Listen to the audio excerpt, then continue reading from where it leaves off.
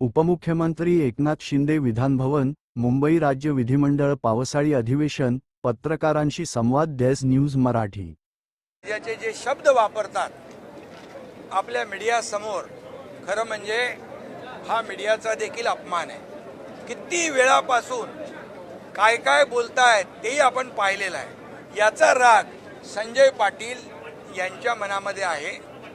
त्या पत्रकारांच्या बाबतीमध्ये त्यांच्या मनामध्ये कुठलाही राग नाही आणि पत्रकारांच्या बाबतीमध्ये अशा प्रकारचं वक्तव्य कधी आम्ही कोणी लोकप्रतिनिधींनी करूही नये।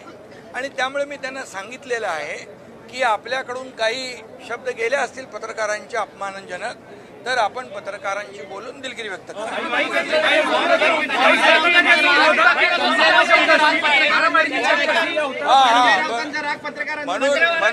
म्हणून मी सांगतो, त्यांनी तशीच भावना व्यक्त केलेली आहे। तर मी आपल्याला एवढंच सांगतो की जे लोक आता संजय दिना पाटील यांनी माझ्याजवळ भावना व्यक्त केल्या, पत्रकारांचा अपमान मला करायचा नव्हता बिलकुल, परंतु जे दररोज त्यांच्या विरोधामध्ये जे वक्तव्य करतायत, त्यांच्या घरातल्या परिवाराच्या बाबतीमध्ये वक्तव्य करतात, हे अतिशय निंदनीय आहे। हे आता कुठली पातळी आहे? किती दिवस तुम्ही बघताय? अगदी 2022 पासून आपण काय भाषा, काय लोक वापरतायत?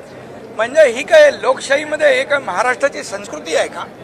ही महाराष्ट्राची परंपरा आहे का? अशा प्रकारे आई बहिणींचा उद्धार करणं, आई बहिणीवरून शिव्या देणं, हे किती आणि पत्रकारांच्या समोर आणि डोंट कटही म्हणायचं। अरे काय हे काय? म्हणजे कुठल्या थराला जाऊन तुम्ही ह्या महाराष्ट्रामधली संस्कृती अगदी रसातळाला पोहोचवलेली आहे, याचा राग संजय पाटील यांच्या मनामध्ये आहे। मी पुन्हा एकदा सांगतो, संजय पाटलांनी माझ्याकडे भावना व्यक्त केल्यात, कुठल्याही पत्रकारांचा अपमान मला करायचा नाही आणि त्यांना या बाबतीमध्ये माझ्याकडून काही बोलणं अनावधानाने झालं असेल तर मी बिलकुल दिलगिरी व्यक्त करेन। अशा प्रकारचा माझी आणि त्यांची चर्चा झाली आणि मी स्वतः सांगतो की पत्रकारांच्या बाबतीमध्ये कधीही लोकप्रतिनिधी असेल, आमचा विषय असेल, आपला पक्ष असेल, तर कधी कुठल्याही प्रकारचा अपमान, पत्रकार आणि लोकप्रतिनिधी हे आपण दररोज एक दुसऱ्याला पूरक आहोत। त्यामुळे मी आपल्याला सांगतो, अशा प्रकारची भावना आमच्या कुठल्याही माणसाची नाही।